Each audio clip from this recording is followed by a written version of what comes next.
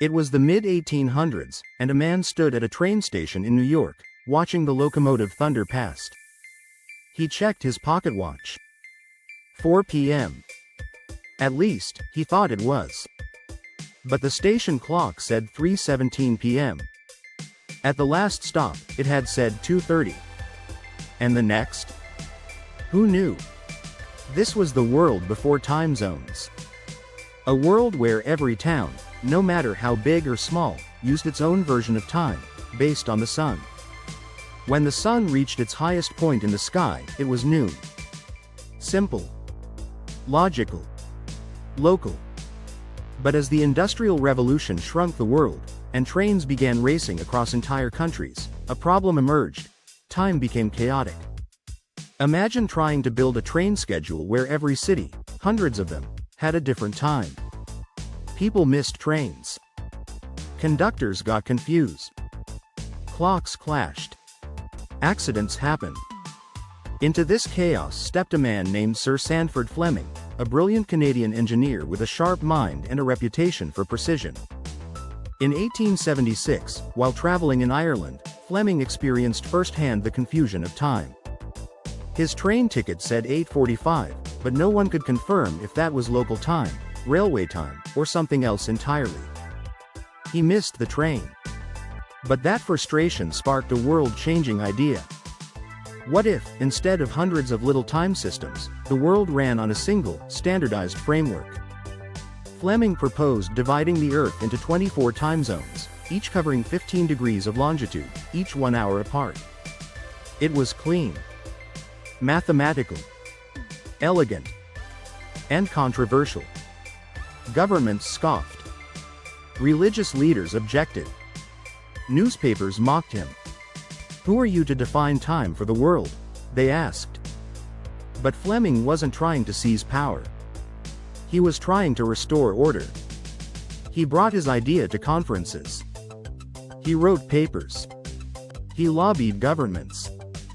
He faced resistance, ridicule, and rejection. Still, he persisted. Because while politicians debated and philosophers hesitated, the railways were in crisis. Trains were crashing because of time confusion.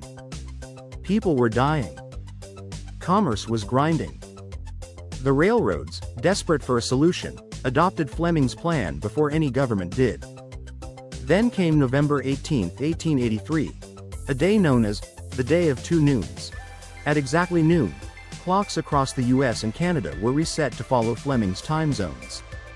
Some towns had to turn clocks forward. Others had to turn them back. For a few surreal minutes, time paused. And when it started again, it did so in unison. The world had changed.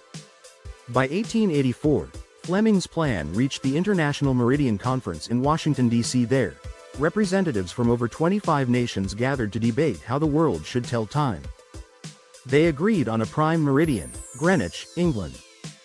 And they accepted, mostly, Fleming's time zone proposal. But even then, not everything was perfect. Some countries refused to fall in line. Others tweaked the system. Politics, pride, and practicality all played a role. And that's why today, time zones are still weird. India, for example, didn't want to favor one region over another, so they split the difference, creating UTC plus 5:30. China, a country that should span 5 time zones, decided to use just one, Beijing time, to maintain unity. In the South Pacific, small islands set their clocks a full day ahead of their neighbors, just to align with trading partners. And don't even start on daylight saving time. Time zones may have tamed chaos, but they didn't erase complexity. Still, without Fleming's system, we'd be lost. Today, satellites track the exact time to the nanosecond. International banks rely on precise time to trade trillions. Flights launch, calls connect, and countdowns begin, all thanks to a structure that started with one man, one missed train, and one big idea. Sir Sandford Fleming died in 1915. He never saw how fully the world embraced his vision. But today, when you check your phone and it knows the time, wherever you are, you're living in the world he imagined. A world where time may not be perfect, but at least it's finally on track.